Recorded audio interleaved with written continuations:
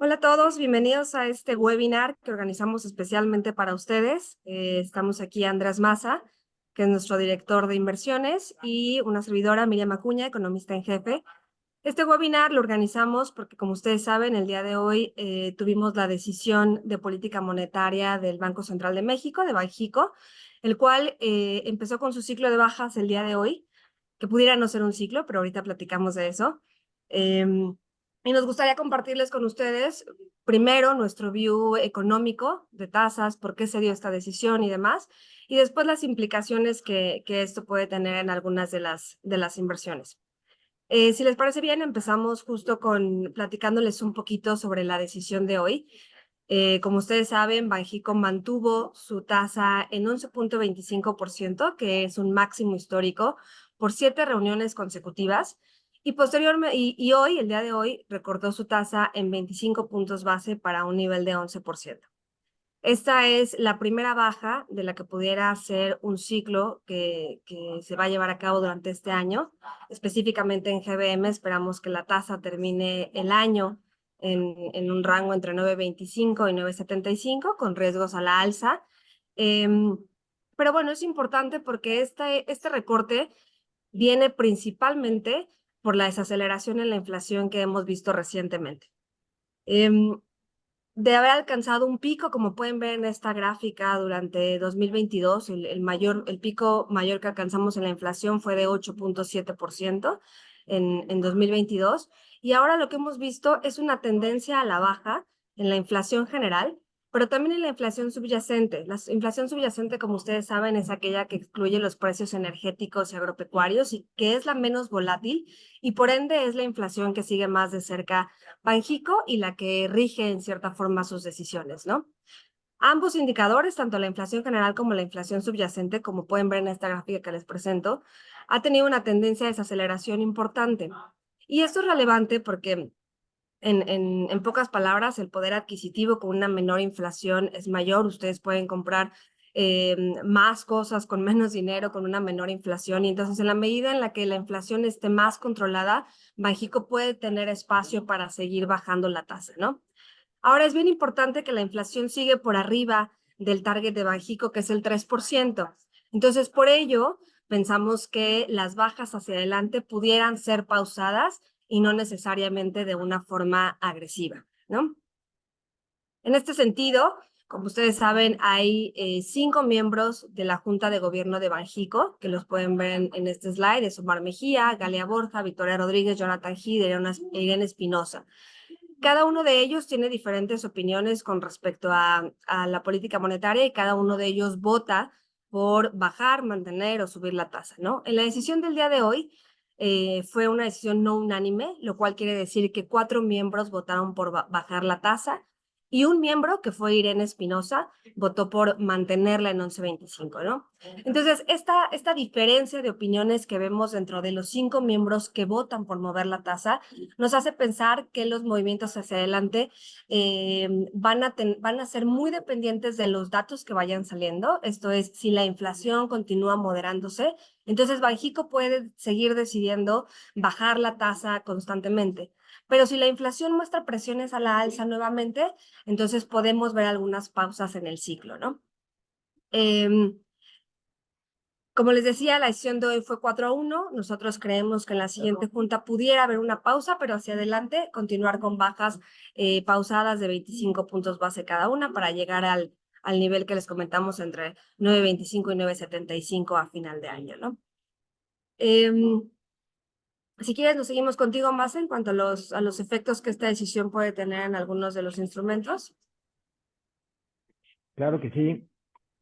Pues bueno, como ya se dijo, la tasa pues tuvo la primera baja en mucho tiempo. En el caso de México, venimos más bien de un buen rato de la tasa estable. Y antes de eso, durante 2022, pues un largo ciclo alcista, bueno, inició en 2021, de hecho, donde las tasas de referencia estuvieron subiendo, ¿no? Entonces, ¿qué implicaciones tiene esto en las inversiones? Pues bueno, primero que nada es importante recordar, creo que las tasas, al final de cuentas, es lo que determina, o la tasa libre de riesgo, digamos, es a partir de donde se determina el valor de cualquier activo o instrumento financiero, ¿no?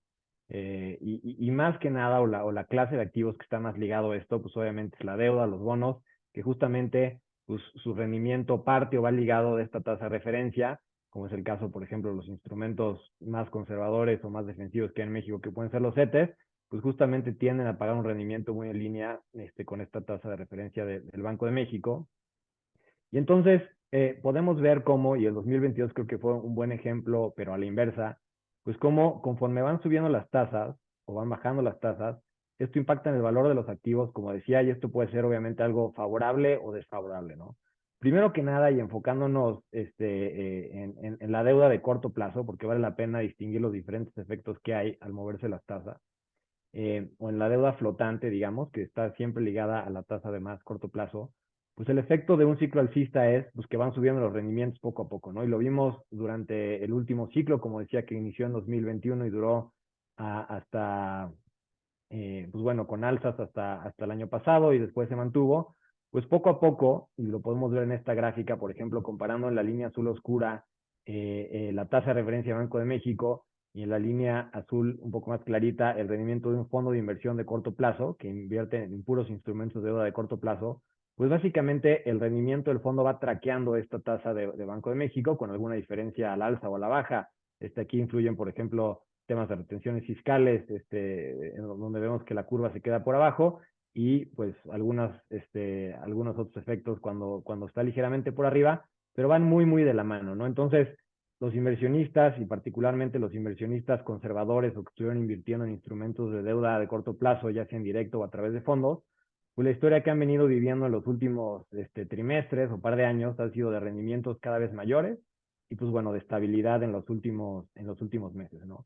Lo que vamos a empezar a ver hacia adelante, pues es la historia inversa y es como poco a poco estos instrumentos, si es que este ciclo de bajas que inicia ahorita continúa, pues van pagando rendimientos paulatinamente menores pues bueno, si bien en el contexto de la historia las tasas siguen de lado alto y una baja de 25 puntos base no cambia mucho eso, pues sí significa que los rendimientos que se obtienen en instrumentos de deuda de corto plazo van a ir disminuyendo poco a poco a lo largo del tiempo, ¿no? Conforme Banco de México sigue en su ciclo, digamos que expansionista, ¿no? Pasando a la siguiente diapositiva, es importante recordar también, como decía, que hay varios efectos por el tema de los cambios de tasas y no todos los bonos y no todas las clases de activos reaccionan de la misma manera, ¿no? Entonces, en el 2022, si bien vimos que las tasas subían mucho, por ejemplo, a lo largo del año, vimos que eso se tradujo también en rendimientos pues no tan atractivos o incluso pérdidas en bonos de más largo plazo, ¿no? Más largo plazo significa que los bonos van a tener una mayor duración y la duración, para recordar, pues es esta sensibilidad en el valor del bono a las tasas, ¿no?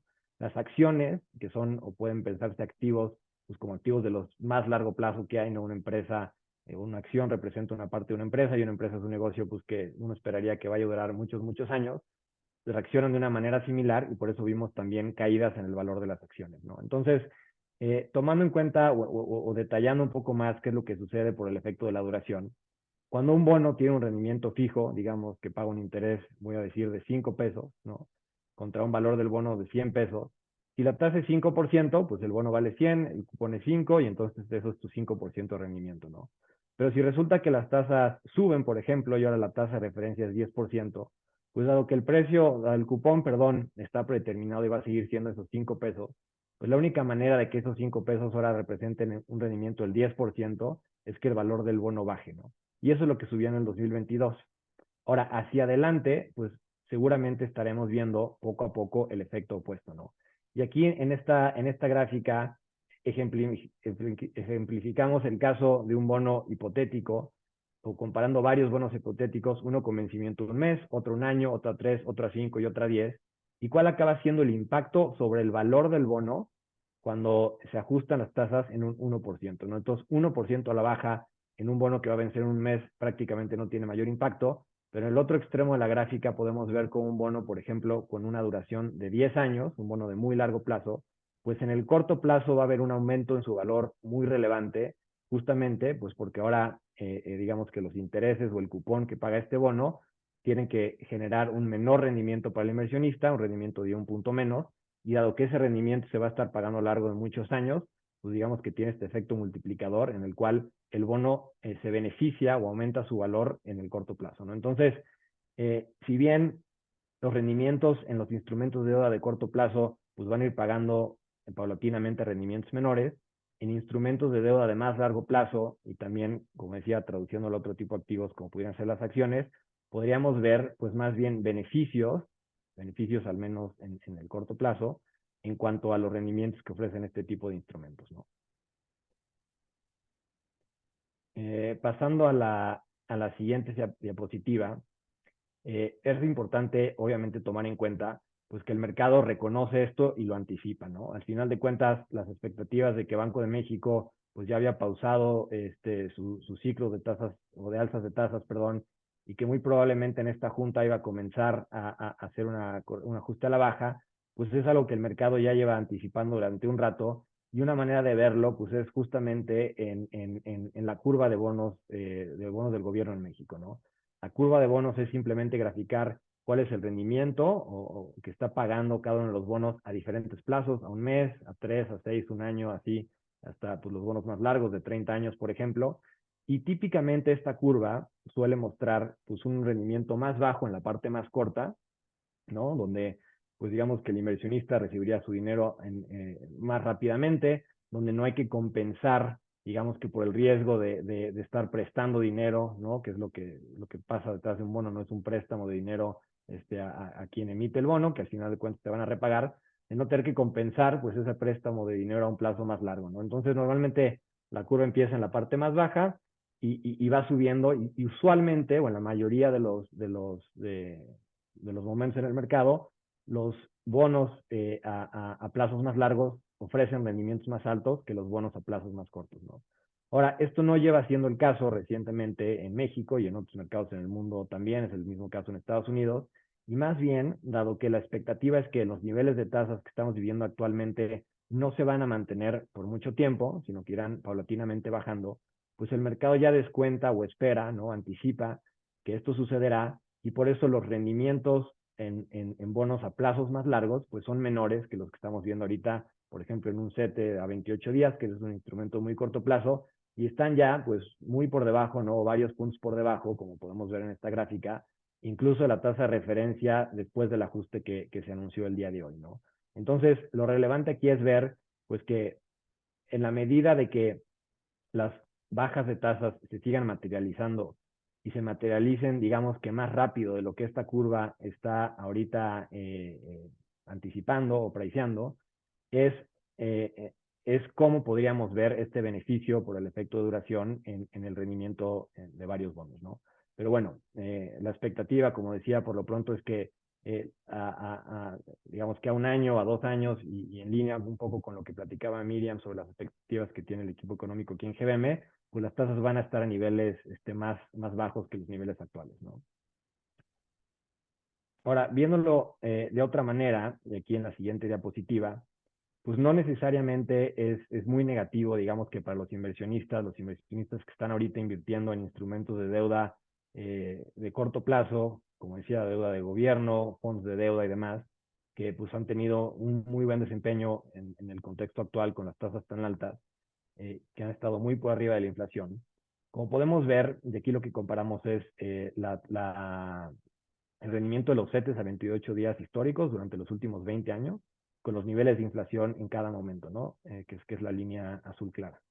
Y si bien pues, las tasas han estado, o los rendimientos han estado más arriba y más abajo en diferentes periodos, en varios de ellos, pues realmente no ha habido un gran diferencial entre el rendimiento que te ofrece el instrumento, ¿no? El bono, el CETE en este caso, y el nivel de la inflación, ¿no? Es decir, pues te ha logrado compensar al menos el efecto negativo de la inflación sobre el poder adquisitivo del dinero, pero realmente no ha generado un rendimiento adicional.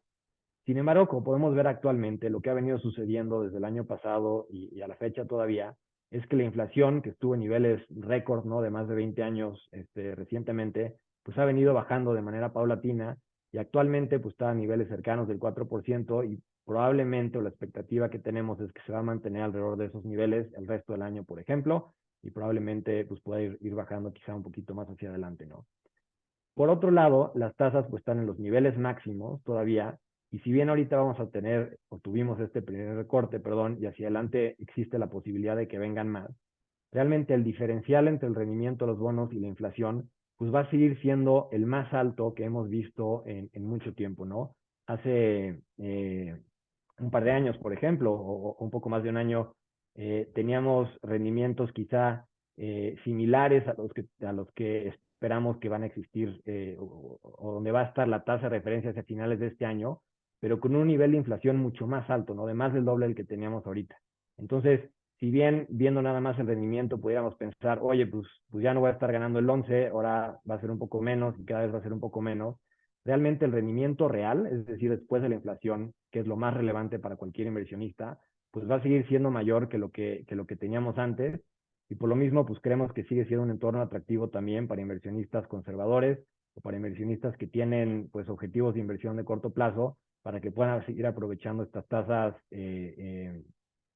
altas, ¿no? En instrumentos muy seguros que van a estar más que compensando el efecto de la inflación y pues por lo mismo generando rendimientos reales para el inversionista, ¿no? Y pues con esto termino mi parte y vamos a abrir el piso a cualquier pregunta que pudieran tener, que estaremos encantados de contestar.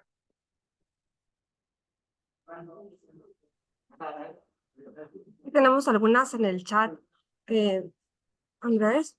Tenemos, por ejemplo, la primera que dice, para un inversionista que ve a largo plazo, ¿recomendarías la compra de deuda gubernamental a largo plazo, bonos M, o es momento de entrar a renta variable? Pues mira, primero que nada, lo que siempre recomendamos son dos cosas. Siempre mantener una cartera diversificada, ¿no? Digamos, no tratar de poner todos los huevos en la misma canasta o tratar de estar anticipando, previendo, pues cuál es el instrumento o qué parte del mercado es la que va a pagar mejor y mantener y poner, digamos, que toda nuestra inversión ahí. Y por otro lado, siempre construir o al momento de armar este portafolio diversificado, tomar en cuenta pues, cuáles son los objetivos, ¿no? Efectivamente, creemos que hacia adelante pues, habrá oportunidades en invertir en deuda a plazos más largos, ¿no? Lo que ha sucedido durante el último par de años es que prácticamente la deuda de corto plazo ha sido el instrumento más competitivo en general en el mercado, ¿no? Ha sido el caso en México, ha sido el caso en otros mercados también, y particularmente en el caso de México, donde las tasas reales que estamos viendo son prácticamente las más atractivas a nivel mundial, y eso pues, también está un poco detrás de la fortaleza que hemos visto en el tipo de cambio últimamente, eh, pues típicamente no es así, ¿no? O sea, típicamente los, los instrumentos más seguros suelen ofrecer rendimientos un poco más bajos y los instrumentos más riesgosos, a cambio de ese mayor riesgo, pues suelen ofrecer rendimientos un poco más altos, ¿no? Entonces creemos que efectivamente vale la pena tomar en cuenta o evaluar la posibilidad de ir invirtiendo en deuda hacia plazos un poquito más largos. No necesariamente hay que hacer un switch totalmente. Como decía hace rato, pues la deuda a corto plazo sigue pagando rendimientos muy atractivos y vale la pena aprovecharlos. Y por otro lado, las acciones creemos que también tienen mucho potencial, ¿no? Particularmente sobre las acciones del mercado mexicano. En GBM estamos muy constructivos. Creemos que hay muchas empresas cotizando a niveles de evaluación atractivos y creemos que por lo mismo la bolsa mexicana, si bien ha sido un mercado también muy competitivo el último año y medio, par de años, creemos que sigue teniendo un muy buen potencial de alza. Y pues obviamente si nos esperamos, digamos que al momento en el que pues, las tasas ya no sean atractivas y en ese momento queramos voltear a ver otras opciones de inversión, probablemente el mercado ya se va a ver movido, ¿no? Entonces, mantener este portafolio diversificado y obviamente, como decía, en línea con el objetivo de inversión de cada quien, es lo que más recomendamos, ¿no?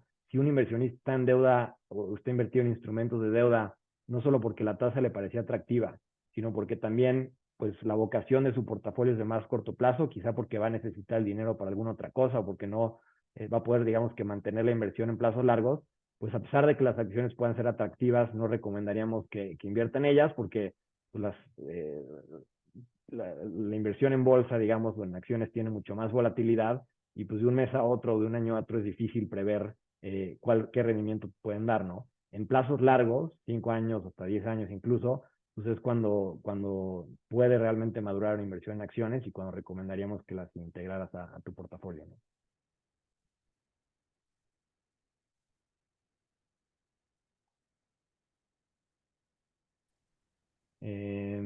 Gracias, Andrés. Si no, otra pregunta que tenemos también es si creemos que este cambio en las tasas van a impactar el tipo de cambio de peso contra el dólar estadounidense.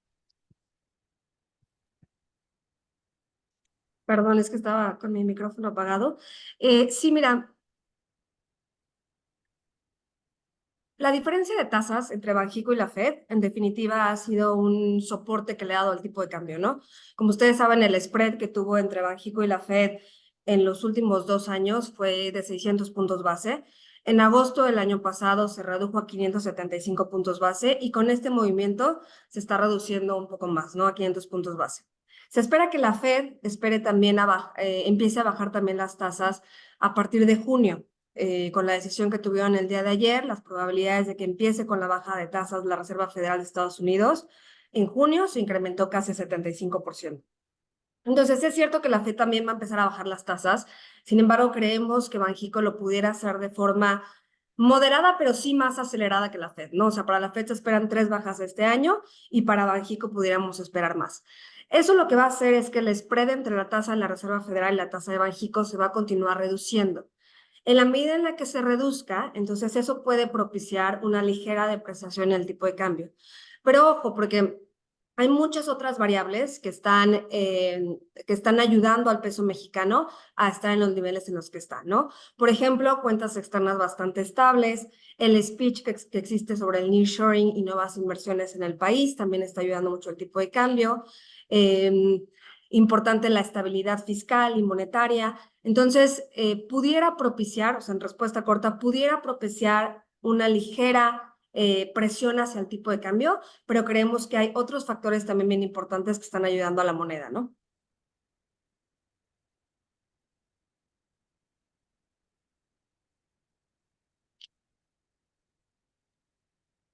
Perfecto. Gracias, Miriam. Em, Tenemos otras preguntas que, ¿cómo van a afectar también la parte de créditos hipotecarios y si beneficia o afecta la baja de tasas?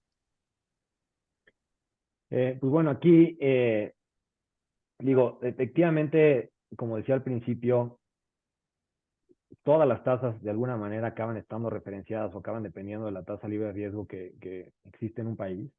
Sin embargo, las hipotecas, pues como saben, son créditos a plazos muy, muy largos, ¿no? Entonces, no es la única variable que influye. Y como vimos, digamos que durante las alzas de tasas o el ciclo completo alcista que tuvimos del 21 al 22, donde las tasas de México subieron mucho, las tasas de las hipotecas no necesariamente lo hicieron en la misma proporción, ¿no? Entonces, si bien es positivo que hacia adelante pueda haber tasas menores y eso puede propiciar a que las hipotecas también estén a tasas ligeramente más bajas de las que tenemos ahorita, no esperaría yo que hubiera un cambio muy material o demasiado agresivo en el corto plazo, sino que más bien será algo más gradual y tendremos que ver también pues en qué nivel efectivamente terminan las tasas de Banco de México, ¿no? Y cómo se va dando este ciclo hacia la baja y qué tan rápido realmente puede o no actuar el banco en función de cómo va siguiendo o va viendo hacia adelante todavía la evolución de la inflación, ¿no?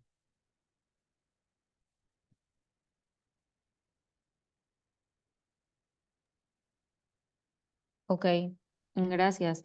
Creo que tenemos otra pregunta que también habla sobre la inflación. En este caso, si creemos que la política monetaria sí está siguiendo el rumbo correcto para combatir la inflación o si vamos a tener un impacto de una inflación importada, por así decirlo.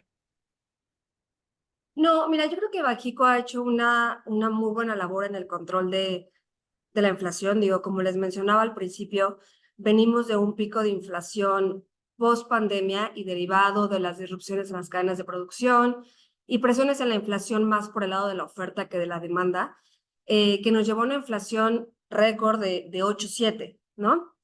Ahorita la inflación está en 4,4. Entonces, hay que recordar que el impacto de la política monetaria en la inflación en México tiene cierto rezago. Entonces, por ello, Banxico decidió mantener la tasa en 11,25, o sea, llegar a este máximo histórico de 11,25 y mantenerla en ese nivel por prácticamente 11 meses consecutivos, ¿no?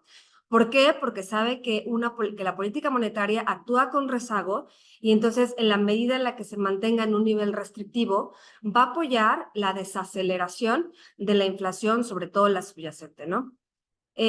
Ahorita todavía hay bastantes riesgos a la alza para la inflación, no nada más por la parte externa, que puede deberse a factores geopolíticos que pudieran afectar nuevamente a las cadenas de producción, sino también a factores internos, porque como ustedes saben, estamos viendo un crecimiento mejor de lo esperado, con una demanda doméstica bastante robusta, y eso, un incremento también en los salarios mínimos, lo cual puede presionar a la inflación de servicios, la cual ha sido mucho más resiliente al bajar.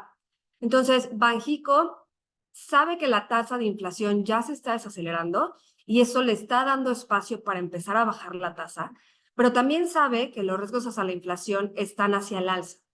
Y por ello, al principio les mencionaba que creemos que los siguientes recortes van a ser con mucha cautela y dependientes de los datos.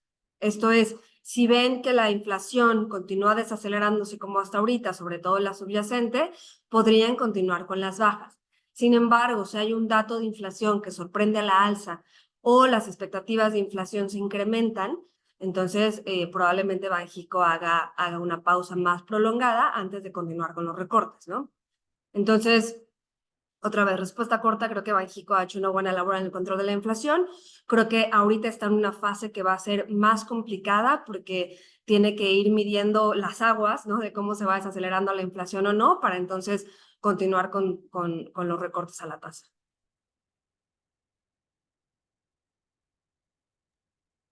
Gracias.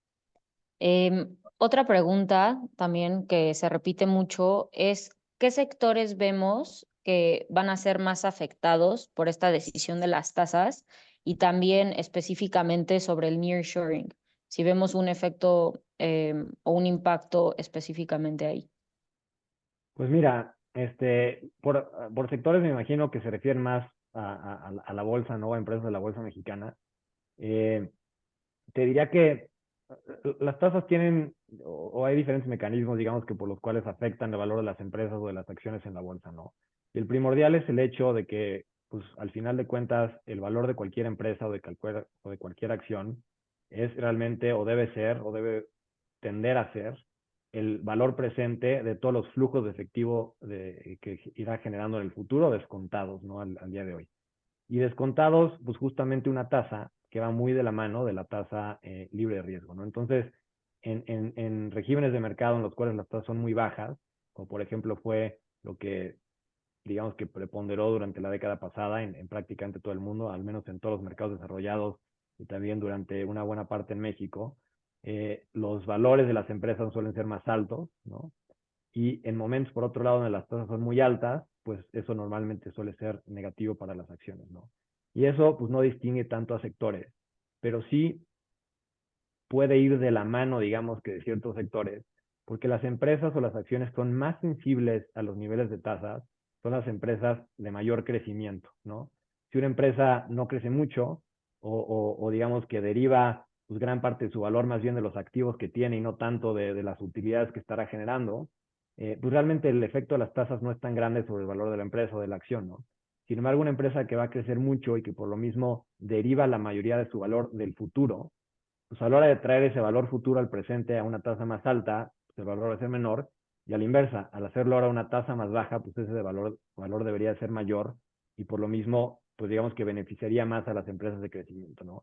Y es algo que vimos también muy claro a la inversa en el 2022, ¿no?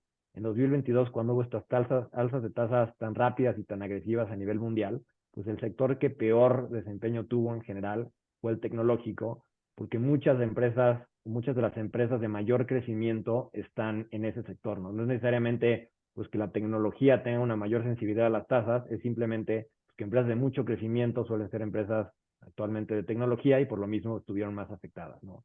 Entonces, en el caso de la bolsa en México, no necesariamente distinguiría mucho otro sector sobre otro, pero bueno, eso es algo a tomar en cuenta. Ahora, otro sector que también está muy ligado a los niveles de tasas, más no tanto por el valor de las acciones, sino por su modelo de negocio, pues suele ser el sector financiero, ¿no? Los bancos, por ejemplo, pues al final de cuentas su negocio es tomar dinero prestado a una cierta tasa, prestarlo a otra y por lo mismo pues van estas tasas a las que se fondean y a las que prestan, van también muy ligados a las tasas que imperan en la economía. Usualmente cuando las tasas son un poco más altas, eso permite que los bancos expandan su rentabilidad, cuando las tasas son menores, que se contraigan un poco, pero bueno, hay que recordar que al final de cuentas este movimiento de 25 puntos base sobre una tasa de más del 11%, ¿no? Del 11, 25, 11, pues realmente es un movimiento relativo pequeño, ¿no? Digamos que no es un cambio muy, muy radical y por lo mismo tampoco debería tener efectos muy mayores en el corto plazo, ¿no? Y tocando el otro tema de la pregunta, que era el nearshoring, digamos que a la tendencia al nearshoring per se no le vemos ninguna afectación y ahí obviamente complementame Miriam en lo que quieras, ni a favor ni en contra, digamos que por el nivel de tasas. El nearshoring obedece a temas pues, pues más estructurales, digamos, de la conformación de la región de Norteamérica, de las ventajas competitivas que tiene México en cuanto a salarios, a mano de obra calificada, a su posición geográfica para atender el mercado de Estados Unidos y a los tratados de libre comercio que tiene firmados y a muchas cosas que independientemente si las tasas suben, bajan o están a diferentes niveles, van a seguir siendo fuertes atractivos para que las empresas pues busquen basarse en México o aprovechar, seguir asentando operaciones en México, pues para atender a Estados Unidos, que es el mercado más grande al final de cuentas a nivel mundial, ¿no? Digo, aquí nada más añadiría que si hay alguna forma de relacionar el nearshoring con las tasas sería si lo vemos como inversión productiva, ¿no? En la medida en la que un país tiene mayor estabilidad de precios, es mucho más atractivo para las inversiones productivas porque tienes mayor certidumbre en tu inversión de largo plazo, ¿no? Entonces, creo que esta es la fase a la que estamos entrando en México, ¿no? Si bien la tasa de inflación sigue por arriba del target de Banxico, está tendiendo hacia ese punto, ¿no? Versus lo que teníamos hace un par de años, estabas casi al doble o triple del target de Banxico, ¿no?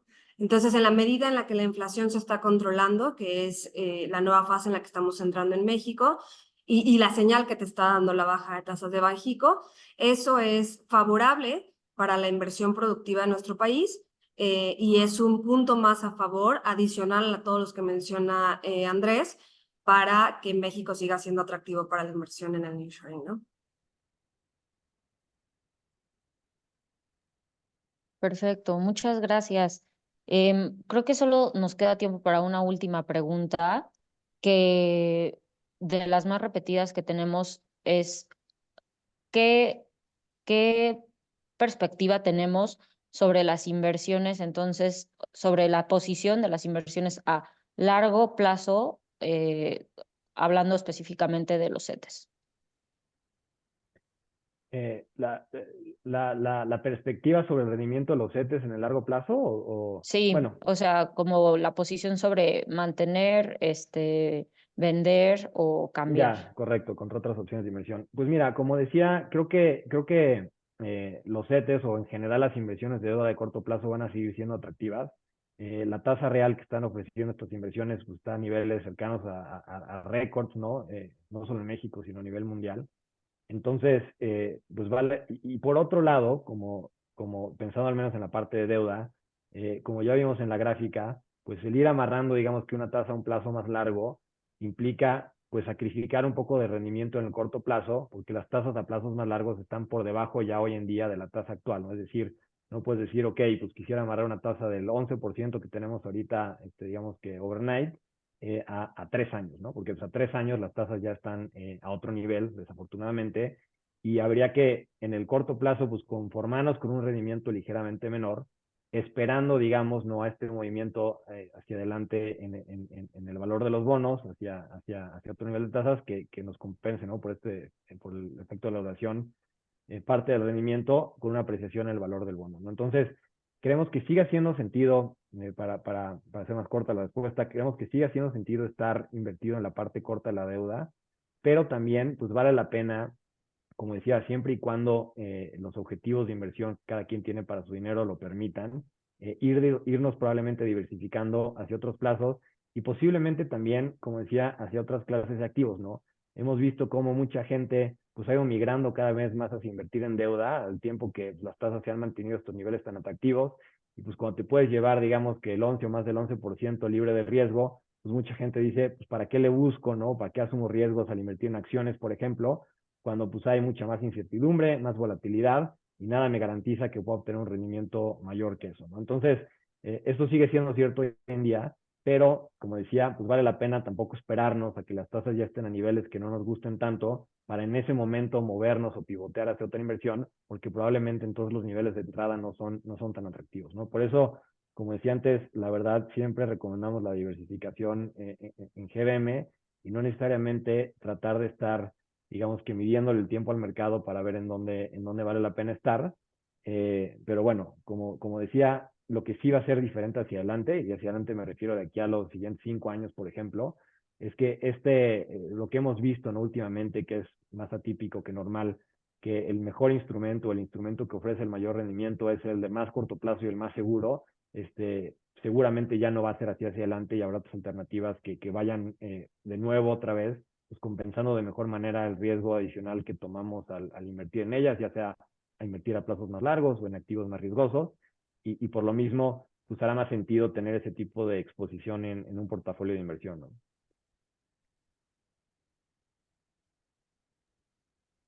Clarísimo.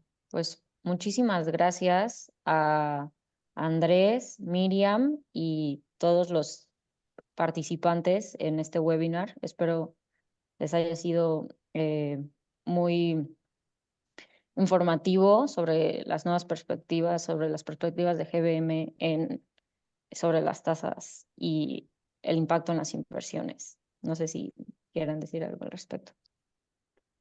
Pues nada, de mi lado, muchas gracias a todos los que se conectaron y participaron en el webinar. Si alguien llegó tarde y no se lo pudo echar completo, sé que la repetición va a estar disponible y se las estarán mandando a su mail una liga para que lo puedan escuchar.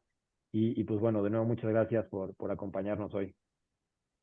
Muchas gracias a todos por su tiempo.